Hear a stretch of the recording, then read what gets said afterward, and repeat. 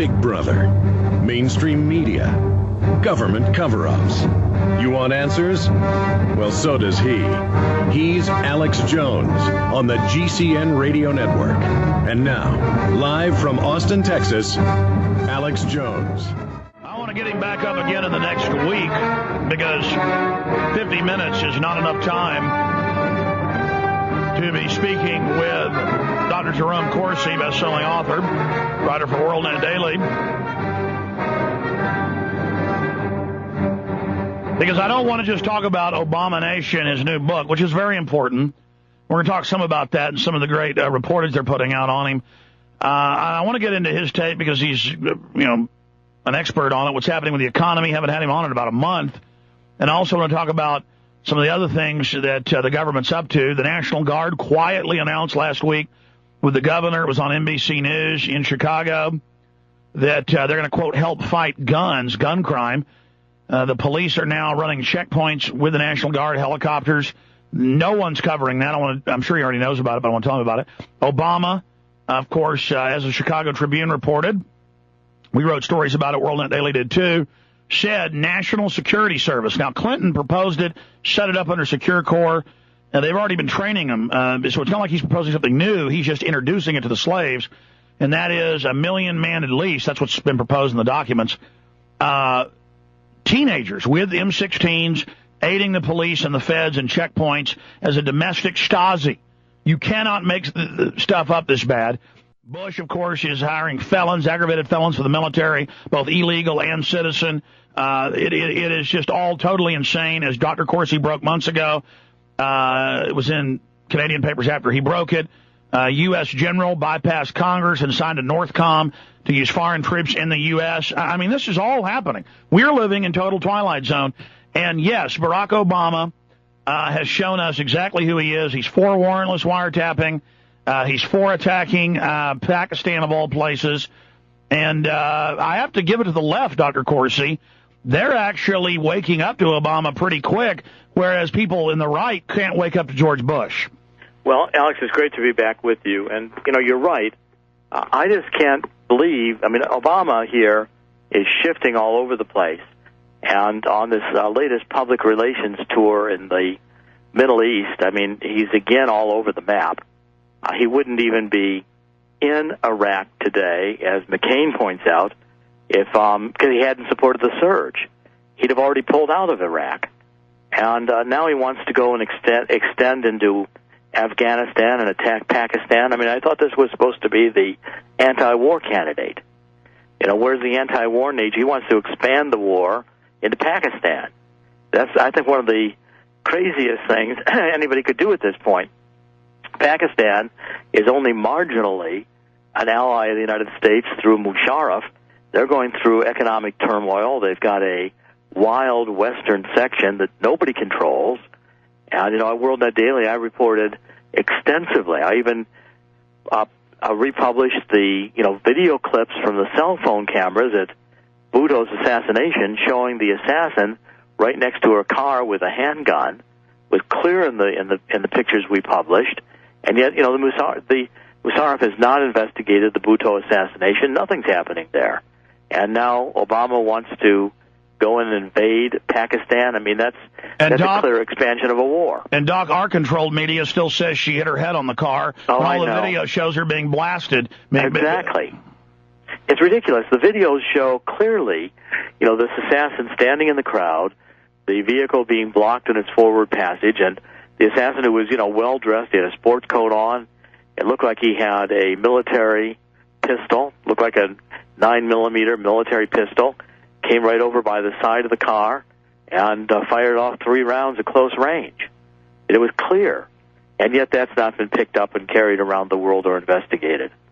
It's disgraceful, and I think it just shows how, if Obama invades Pakistan, if that were his intent, we could destabilize Pakistan, destabilize But wait a minute. The left loved it when Clinton was bombing with DU all over Serbia and bringing in the Wahhabist-backed al-Qaeda. I know. It's something I could never understand because, the entire Clinton administration involvement in Serbia was on behalf of the Muslims, who were the primary troublemakers in the whole region. And yet that was never covered, even at the time. But, you know, on my new book, Alex, I got to say, you know, your show covers books better than just about anybody. I mean, when I come on your show and announce a new book, like I did with The Late Great USA, and I'm still grateful to you for covering that book. You sold a lot of copies, and you got the word out to your audience, which I appreciate even more. I mean, this new book on Obama, and it's under embargo, but I can announce it. You know, the Obama Nation, and the subtitle of it is Leftist Politics and the Cult of Personality. It's being published by Simon & Schuster, and it'll be out on August 5th. It's in pre-sales right now on Amazon.com and on BarnesandNoble.com. You can see the cover, and you can see what the book is looking like. And I think it's going to be, I'm hoping it's going to make a major impact. And what I will say about the book is that if Obama does not answer what's in this book, he's going to lose. I know you can't talk about what's in the book, but we know what's out there. What is the truth about his family? Well, let's wait until I'll come back and spend a couple of shows with you, Alex, on that. Well, listen, Doc, and I appreciate you, but will you come on here first? Yeah, well, I'll come on there just as first as I can. I'll work it out with you. So that, well, I mean, let's just set it up now. What about August 15th? Oh, sure, for sure. The book's going to be out on August 5th. I think you want me on sooner than that. Oh, okay, I got the date wrong. Okay, yeah, but then, I mean, what's the first day you can talk about? 5th or 6th, we'll come on your show. We'll come on your show right away. Right now, let's have Trey set you up for the 5th right now for an hour. Okay, well, I'll work it out with him as soon as we're off the air. Okay, good. I mean, I already know a lot of the stuff. I'm just wondering, I know you always research and document things. I'm actually horrified to see what's in there. But listen, the elite that is behind him, Zbigniew Brzezinski, is the guy that created the Mujahideen to get the Russians to attack, had them attack the Russians to begin with. He's a proponent of government-sponsored terrorism. And I'm not saying vote for McCain either. I've never seen such a worse choice. The only reason I'm probably in the final equation against Obama is because I am afraid some nut may kill him, and then we're going to have race riots in this country that'll make the 60s burning down of every major city look like a game of poker. Well, Alex, you know I've been writing hard against McCain, certainly for the last 4 years. I mean, I've opposed his work with Ted Kennedy on this comprehensive immigration reform, which I've always argued is just shamnesty. It's just another way to get, you know, to allow millions of illegal aliens to stay in the United States, to not close the border. The only thing I'll say about McCain is that at least we can argue with McCain. I mean, as hard as it's going to be, we can fight with this guy. The idea of getting a new idea in Obama's head, I think, it's not going to happen. Even watching Obama the last 2 days, you know, he's floundering on over there in the Middle East. His staff was trying to grab on to Malachi's assertion that he was agreeing with Obama's plan to withdraw U.S. troops in 16 months. And that took one telephone call from the White House to Malachi to say, what do you guys think you're doing? They backed off that message very quickly. And they, again, make Obama look foolish.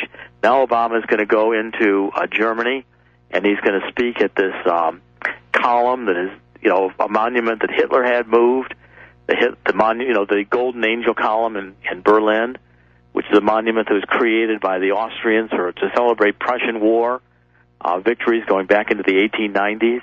Hitler considered it the most military monument that Germany had, and he moved it to between the Brandenburg Gate and the Reichstag, so it had a prominent place in his new Germania design. That you're saying all of that is a message from Obama. It's a message. Yeah.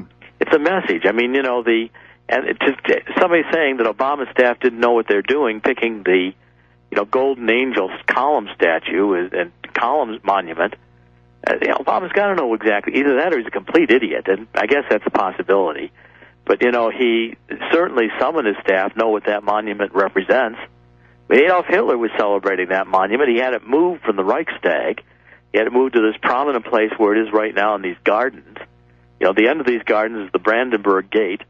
Brandenburg Gate is right next to that was the building, the Chancellery, early Chancellery building, was where, Hitler was out the window when he took over the Chancellery in, 1933, and they had the Nazi troops came through, Nazi stormtroopers with the big candlelight parade. Well, Doc, Dr. Jerome Corsi, new book coming out, Abomination, in just a week or two. We know a few weeks ago they wouldn't let him speak where Kennedy spoke. They wouldn't let him speak another place. So we know they were checking all the locations to see what their histories were. He wouldn't speak at the Nuremberg area because Hitler obviously spoke there. I mean, I think you can debate that all day. What you can't debate is that he wants a national intelligence corps. We've been writing about that in WorldNet Daily as you've been covering it. This whole civilian corps that Obama wants created, which is an idea that goes back to the Clinton administration, as you point out. We cannot continue to rely only on our military in order to achieve the national security objectives that we've set. We've got to have a civilian national security force that's just as powerful, just as strong, just as well funded.